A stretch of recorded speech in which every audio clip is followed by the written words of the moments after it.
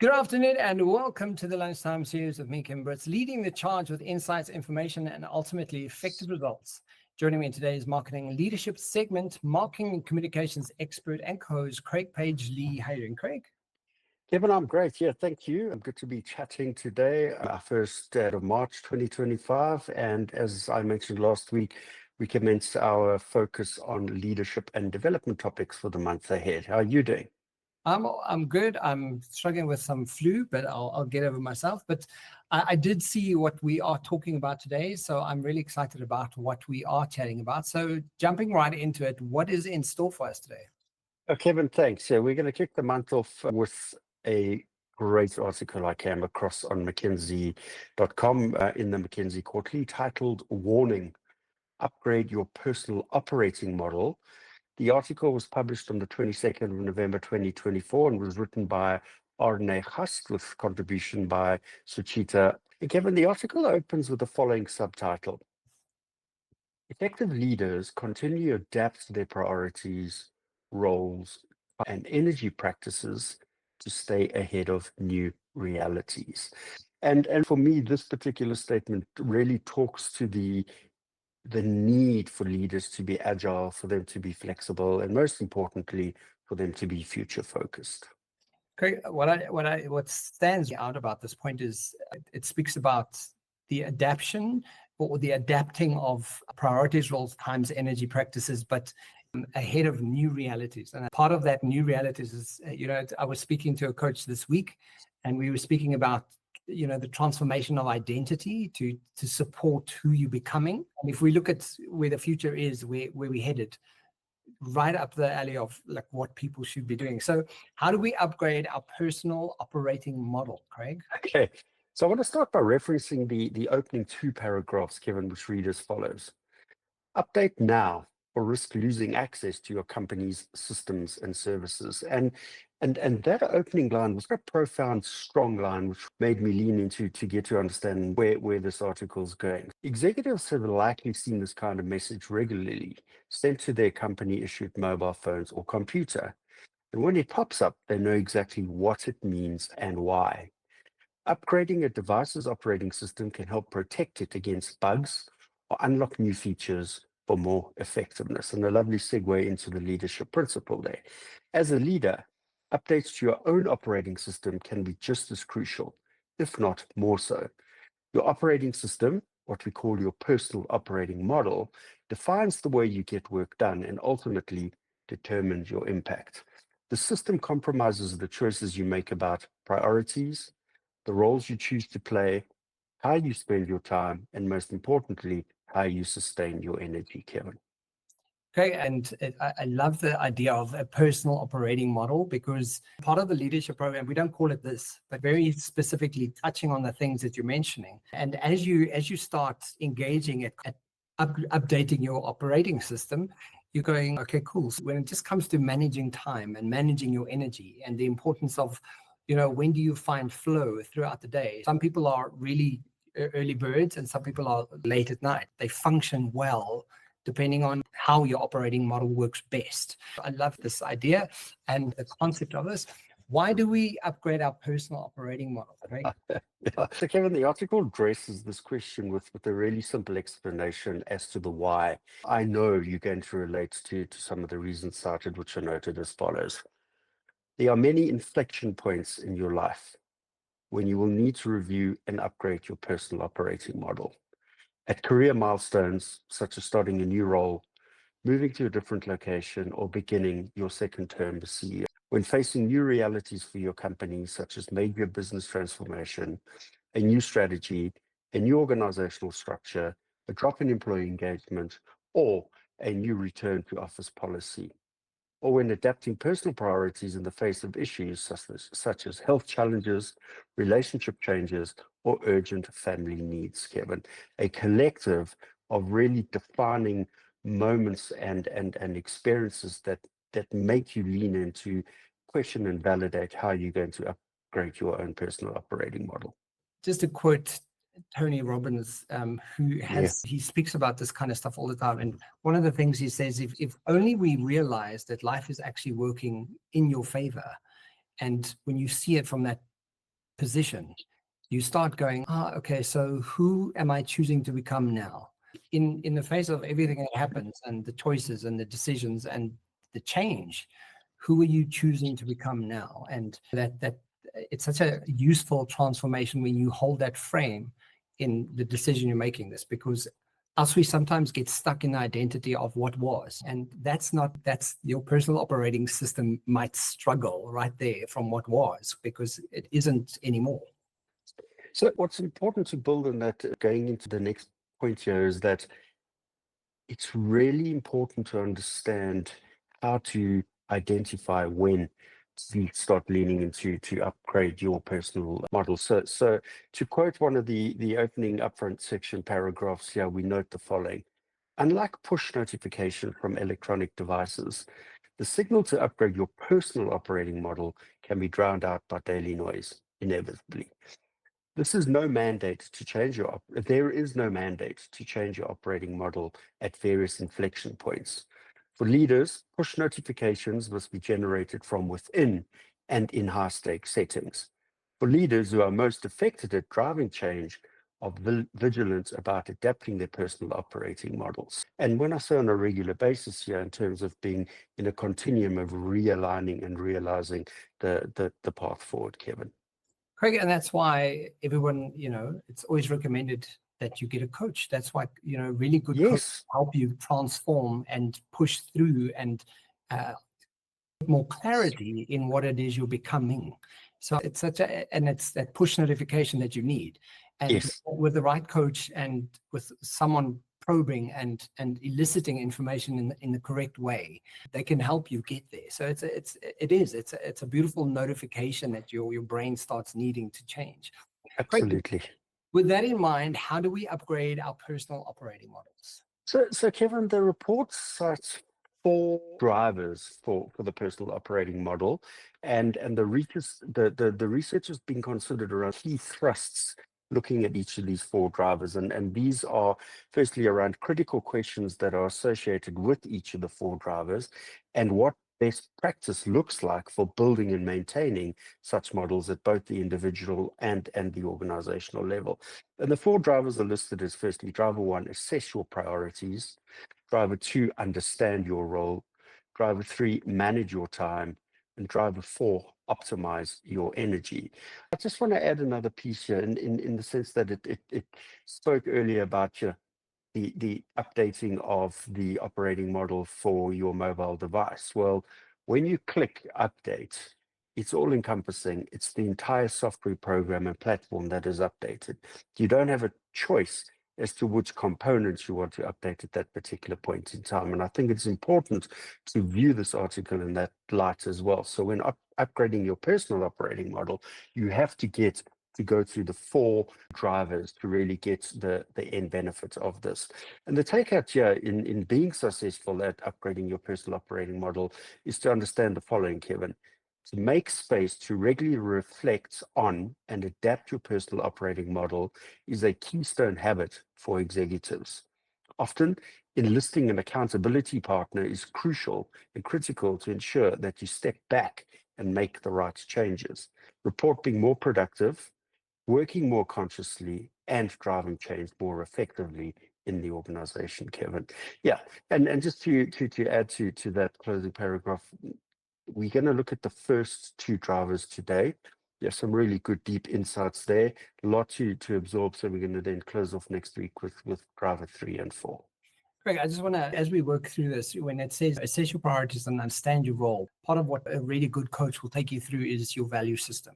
And right. I'm just listening to this now, and when you step back, and sometimes people go through this change that they want to take part of, and they manage to do the work and they manage to do the practicality of it, but they have this mechanism.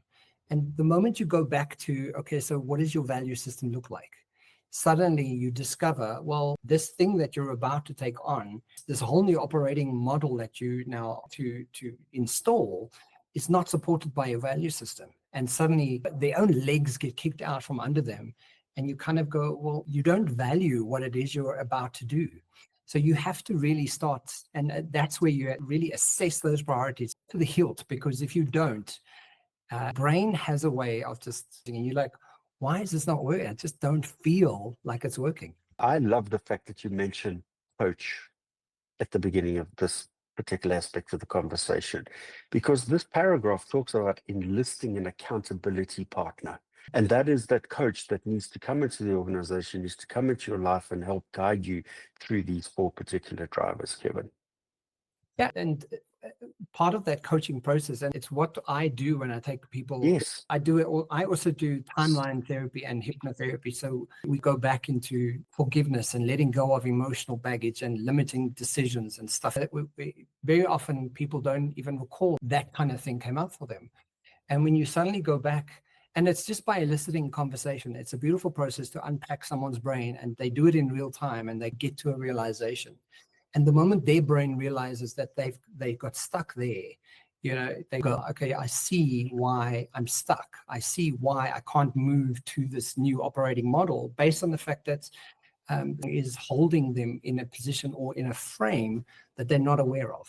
And that's why I get so passionate about human behavior, because every single moment and with a coaching client is completely different. And this is why when you say assess your priorities, get that accountability, get someone to hold you accountable, because that process of doing and redoing and reconnecting, rethinking through it will really emphasize this is a negative behavior or this is an old belief system. Yes. And neuroplasticity shows us that for us to design a new behavior, you actively have to be involved in creating a neural pathway for it. It doesn't just magically happen. So you have to be cognitive of that movement and assessment and redoing all the time. And having a coach and accountability partner will help that very, very effectively. Fantastic. So, Craig, explain the driver in detail. Driver 1, assess your priorities. Okay, Kevin. So assess your priorities is explained as effective leadership begins with defining clear priorities, the work to be done, the highest impact problems to be solved, and the biggest opportunities to be pursued. To help sharpen their priority setting, leaders can consider the following 3 questions, starting with question 1. Do you fully understand your mandates? And a powerful question to start with. So what we learned from the article is that leaders in these high-stake transformations have demonstrated that clear priorities must be grounded in deep understanding of what their stakeholders expect, where they may be overshooting or under-delivering on those expectations, whether deliberately or not.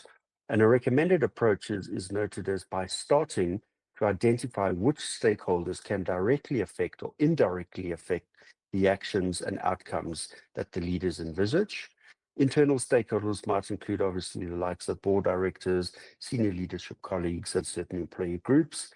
External stakeholders include the likes of shareholders, top customers, critical partners or suppliers, regulators, or even activist governmental organizations.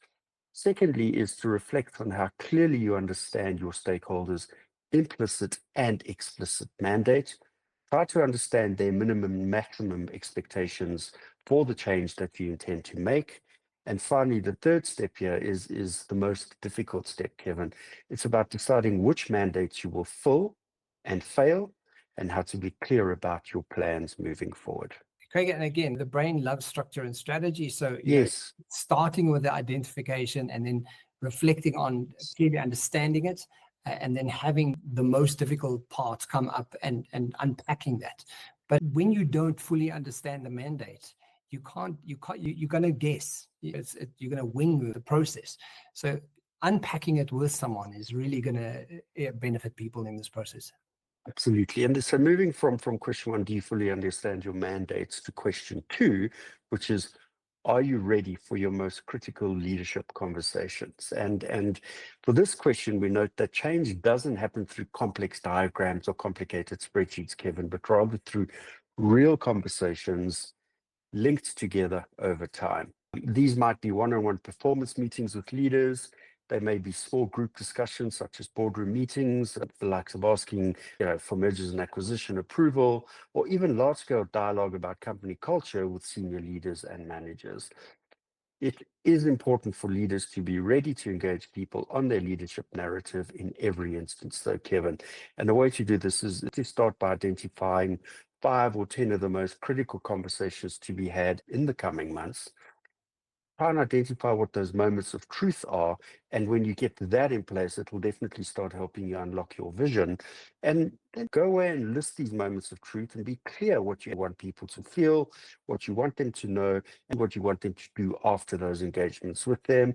It's also about how you envision an A+ outcome compared to a C- result. And I really like that reference. Be absolutely clear about the intention and where you want that outcome to be and how to be achieved.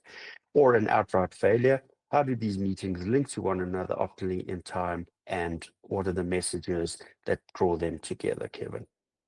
But, Craig, and what stands out about that point is change doesn't happen through complex diagrams and complicated Yes. but real conversation. And I think when I'm involved in coaching, one of the very first instances, especially when it's unpacking with someone, is to ask the question, is there something I haven't asked you yet? Is there something that I haven't shared with you that you want me to ask you? And just by framing it in the flip side like that, very, very often you'll find now they come from a different frame. So you didn't ask me about that. And really based on that reframe question, you elicit completely different information, which is a beautiful process. And Kevin, that's why question 3 is such a good question to end this particular section with, in that, what can you quit doing now?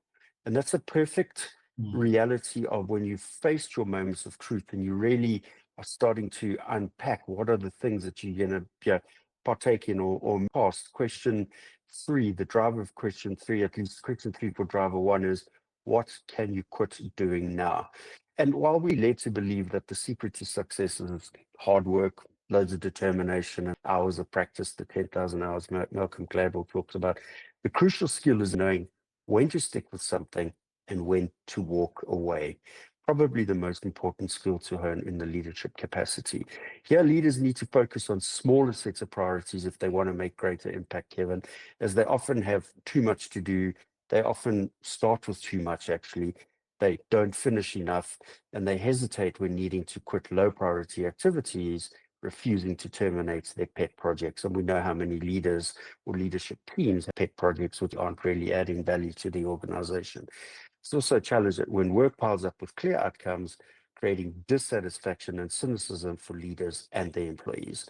Recommendations are rather concentrate on doing fewer, bigger, bolder things, as freeing up your and your team's time can help you concentrate on the highest priorities.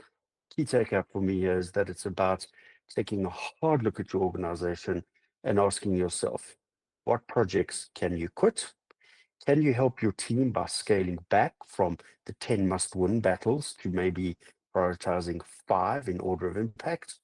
Which of your own pet projects are creating work overload, not just for you, but for your people? And lastly, looking at your calendar and deciding which committees, which not so important speaking gigs or personal events you can step away from and quit in gaining back that time. So 3 questions for driver 2, starting with question 1. Are you focused on the work that only you can do? Very important question. What we see is that previous McKinsey research found that leaders with exceptional talent who apply their so-called superpowers and super talents in few high priority areas make a real impact on financial performance of the organization. That's equally important to understand which projects you will personally support end to end, because they need your talent and drive, where your visible involvement is required to signal importance as opposed to driving it end to end, and in which instances you'll need to be involved in the kickoff frame and kickoff components of the outcomes, but then be part of a steering committee or demonstrations to help make decisions, encourage stakeholder engagement, or take the lead on communication, but from a different role as opposed to being in total support and leading from end to end, Kevin. Great. And what's funny is just a note on this is one of the leadership programs, the LMI, one of their processes is if you're not good at something, just find someone who is good at that. But the moment you find someone who steps into that role as a strength, just hand it over and let them. Because if everyone starts playing at their strengths, you've got a strong team. But when you constantly try and do the stuff that you're not actually prepared to, or you're not really, it's not in your wheelhouse or your strength, it becomes friction and resistance the whole time. And that's bad for productivity. Absolutely. I think one of the important things for me here is if you look at the third aspect of this, in which instances you'll need to be involved in the kickoff to frame the outcomes, which really talks to the need of being absolutely clear of what the end intention of that particular process is in the strategy, Kevin. Absolutely, yeah. Assessing your team? It's not just about performance reviews or hitting targets. It's about unlocking their true potential. When you measure how people contribute and connect, you reveal the hidden dynamics shaping their success. When you assess leadership thinking and decision making, you uncover the mindset that drives or limits growth. And when you understand individual behaviors and motivations, you gain the key to engagement, communication, and trust. Because you truly understand your people, you don't just manage, you transform. That's where real change happens, turning insights into action, aligning teams, strengthening culture, and driving results. Great teams aren't just assessed, they're empowered. Ready to take your team to the next level? Go to kevinbritz.com to learn more. Something to question too. Are you creating a positive leverage to get work done? Yes. So again, while some people think they can, it's almost nearly impossible to do everything, Kevin. So therefore, focus on key outcomes like knowing how to mobilize your team, as this will determine your influence on your organization, as well as the leadership bench that you're trying to develop for the future. Kevin, it's important to understand what will create the most value in the organization and how will you as a leader select and engage others to get this work done. Sometimes searching for the most valuable roles and matching them with change makers will lead you to a position beyond your direct reports, which is also, look deeper into the organization. But once you've found them, your expectation setting dialogue can make or break the leverage you will get. Again, it goes back to my point of really understanding and knowing what you want the end objective to be. The key takeout for question 2 here is that any conversation about expectations must go beyond simply identifying KPIs. You really need to engage your leaders on the outcomes, debate those critical activities, clarify the unique strengths that they can mobilize to create change, explore what could go wrong, what you need to do to mitigate those challenges and course correction, and clarify the support that they can expect from you or should expect from you, Kevin. Yeah, no, I agree, Craig. And then like just further to the point that I made earlier, it's really understanding what your strengths are and who's in that team and who could you leverage and who can stand instead for you. Because if you don't, it becomes, and this is many people say there's an epidemic of burnout in the world. Yeah. People are just constantly grinding, and you go, this is part of the problem because we're not playing at our strengths and we're not always leveraging relationships as well as we could. And that leads us to question 3, and who has your back, right? Absolutely. Who's in your team? Quite right. So Kevin, as a leader, you'll need that internal support so that they can help you focus on the priority work while also covering your weak spots. And most importantly, again, is for leaders to understand what their weak spots are and who they can leverage and work with to overcome those. Many leaders will build a team consisting of highly skilled executive assistants and sometimes a chief of staff to help drive and implement the identified change agenda.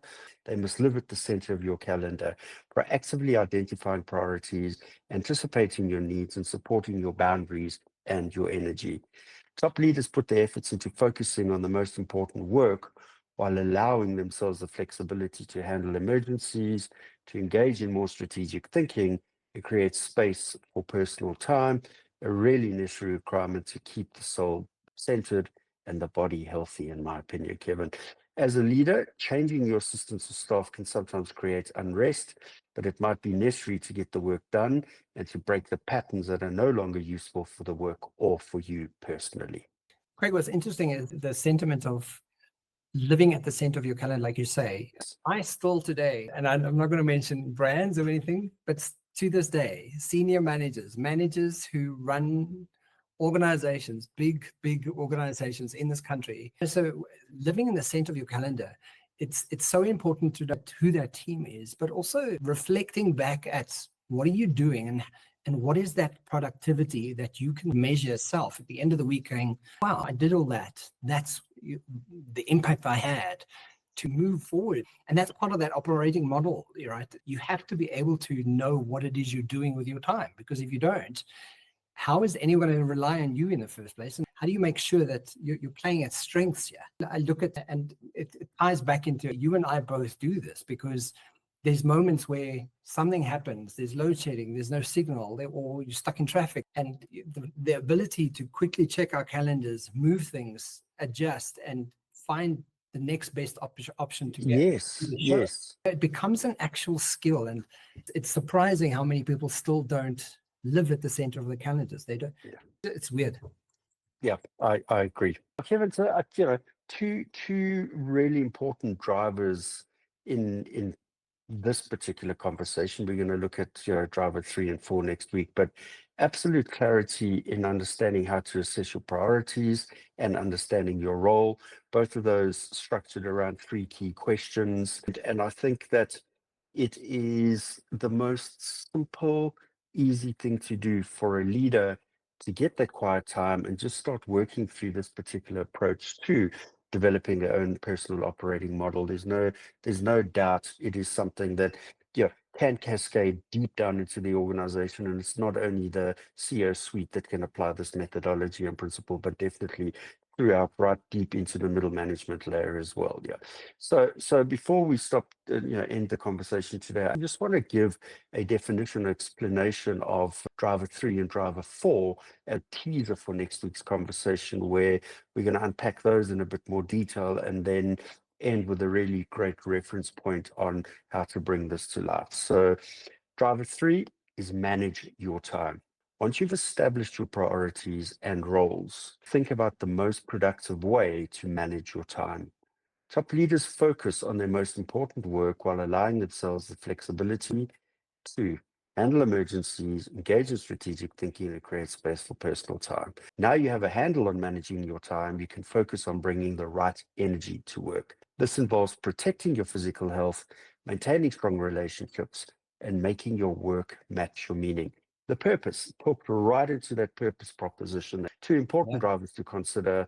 So looking forward to covering them in next week's conversation, providing a recap then, but also then just seeing how that aligns with leaders defining the purpose of the organization as well, Kevin. And that's it from my side.